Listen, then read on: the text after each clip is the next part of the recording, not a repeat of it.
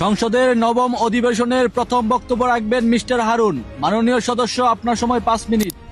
ধন্যবাদ মাননীয় স্পিকার। মাননীয় speaker, I am very proud to have been born in Bangladesh. সবুজে মোরা বাংলার বুকে নদীর মধুর সুর, ইতিহাসের পাতায় জলে বীরত্ব গাথা অমর।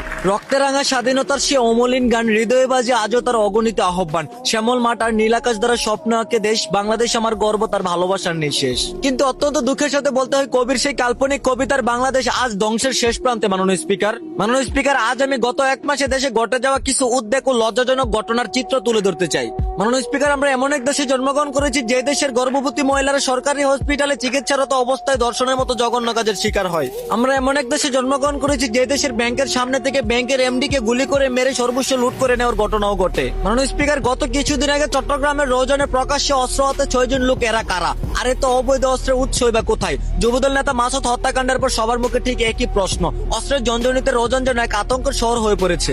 এদেশের সরকারি বাহিনীদের হাতেও ততগুলো অস্ত্র নেই যতগুলো অস্ত্র রয়েছে চোর ডাকাত আর ছিনতাইকারীদের হাতে। মাননীয় স্পিকার, রাজধানীর মতিঝিলে দিনে দুপুরে এক ব্যবসায়ীকে হাতে পায়ে গুলি করে $17,000 অর্থাৎ 21 লক্ষ টাকা হাতিয়ে নিয়েছে দুর্বৃত্তরা।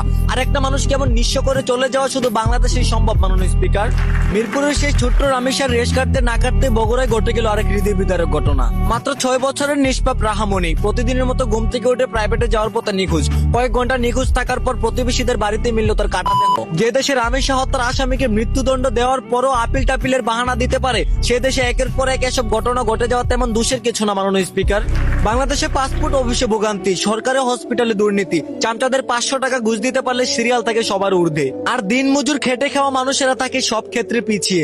এসব দুর্নীতি সাধারণ মানুষের মনোবল নষ্ট করার কারণে দেশের প্রতি সবাই ঘৃণাকৃত ভাবে তাকাচ্ছে। মাননীয় স্পিকার, যে দেশের সরকারি কাজে বেশিরভাগই দুর্নীতি চলে, যে দেশের চোর ডাকাত আর বদমাইশদের কাছে অস্ত্র থাকতে পারে, সেই দেশ কখনো উন্নয়ন আর শান্তির আশা করতে পারে না। মাননীয় স্পিকার, পুরো দেশ তাকিয়ে আছে আপনাদের দিকে, পুরো জাতীয় অপেক্ষায় আছে কবে এদেশে শান্তি ফিরবে। সুতরাং অবৈধ অস্ত্রের উৎস বের করে তাদেরকে আইনের আওতায় এনে উপযুক্ত শাস্তি দিয়ে সাধারণ মানুষের নিরাপত্তায় রাখুন। ধন্যবাদ মাননীয় স্পিকার। নবম অধিবেশনের দ্বিতীয়বারের মতো বক্তব্য রাখবেন মিস্টার দুলাল। মাননীয় সদস্য, আপনার সময় 6 মিনিট।